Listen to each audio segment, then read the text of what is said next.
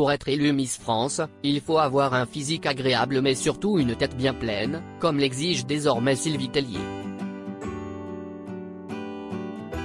Lors du tant redouté test de culture générale, certaines candidates ont donné des réponses particulièrement lunaires, que la présidente du comité n'est pas près d'oublier.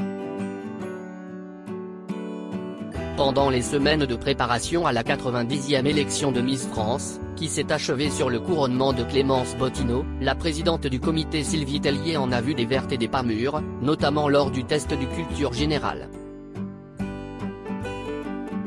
Si les 30 candidates ont brillé sur la scène du Dôme de Marseille le 14 décembre dernier, toutes n'ont pas réussi à exceller dans cette épreuve capitale pour être considérées comme une potentielle Miss France. Selon les informations de Paris Match, certaines candidates dont les noms n'ont pas été dévoilés ont confondu l'affaire Dreyfus avec l'affaire Alfred Musset, ont considéré que Marlène Schiappa avait été enterrée au Panthéon et non Simone Veil, l'une d'elles affirmant même, un brin perdu, ne pas comprendre les questions orientées sur l'histoire du passé. Des sorties qui ont fait se dresser les cheveux sur la tête de Sylvie Tellier, qui met un point d'honneur à juger les Miss régionales sur leur capacité à s'intéresser au monde qui les entoure.